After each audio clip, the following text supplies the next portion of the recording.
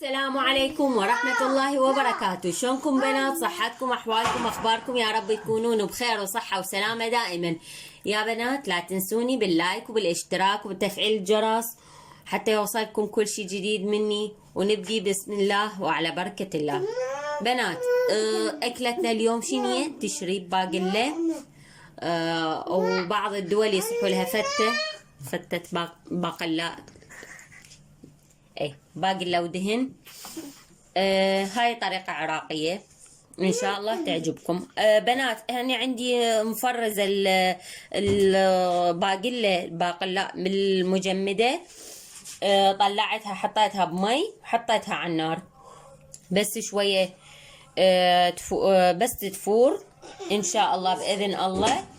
راح نكمل وياكم، ارجع لكم ونكمل وصفتنا لهذا اليوم. هاي بنات رجعت لكم بعد ما فار المي. وصحيح بنات نسيت اقول لكم خليت ملح بالمي همينه، لان صح الباقي بيها ملح، بس المي اللي حطيناه فما بيه ملح، لازم يكون بيه ملح. الملح طبعا حسب الرغبه. وهسه ايش راح نسوي؟ راح نحط هذا ما نحن نشرب خبز تاردين.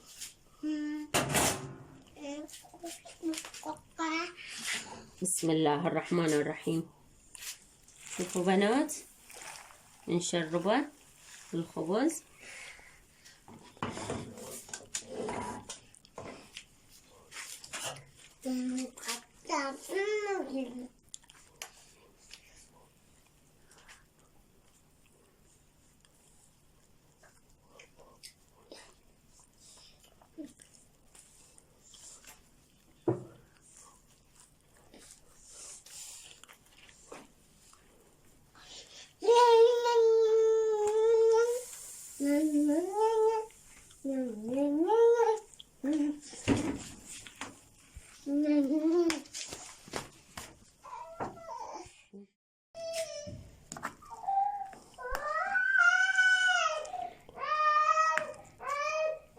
شوفوا بنات هيك تقلبوا حتى ياخذ لانه الجو راح ينقع والفوق يظل ما شارب مي، ما ماخذ الشكل الكافي من المي، مقدار الكافي.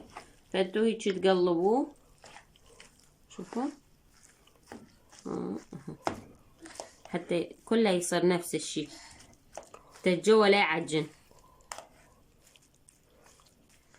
وهسه بنات شو نسوي؟ نحط طاوة على النار بيها زيت.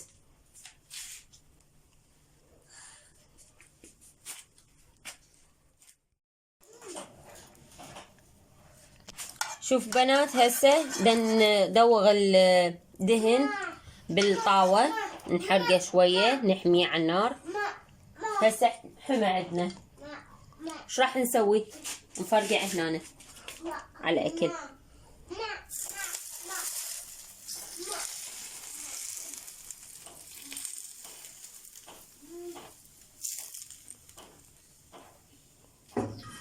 هسه بنفس الطاوة راح نقلي البيض.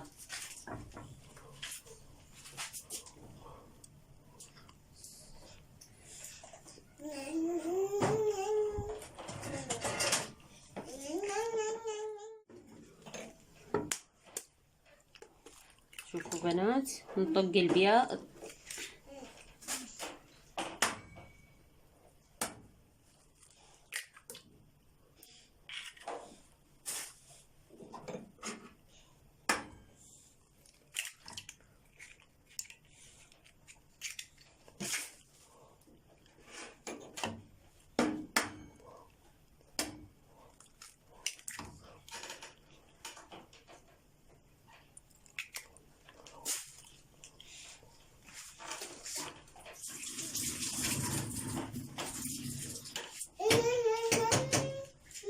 بنات شو تسوون؟ تطلعون شكو تصير شوائب بالبيض تنزل من داخل البيض. هاي يمكن شو اسمه كتل دم او شي يصير بداخل البيضة دورات.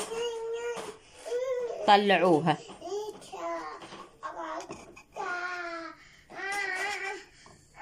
راح اطلعها وارجع لكم.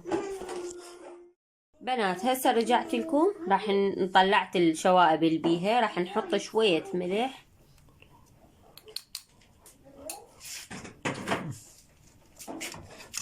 نخفقه.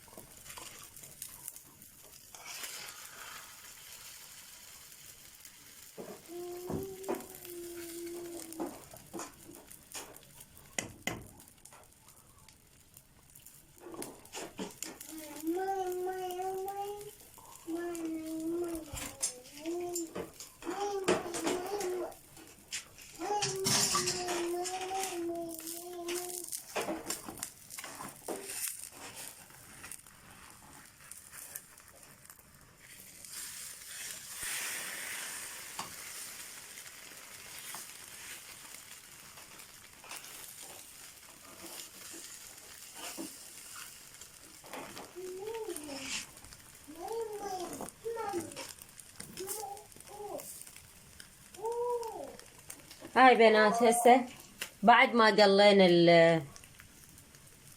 البيض راح نحطه وين؟ على التشريب.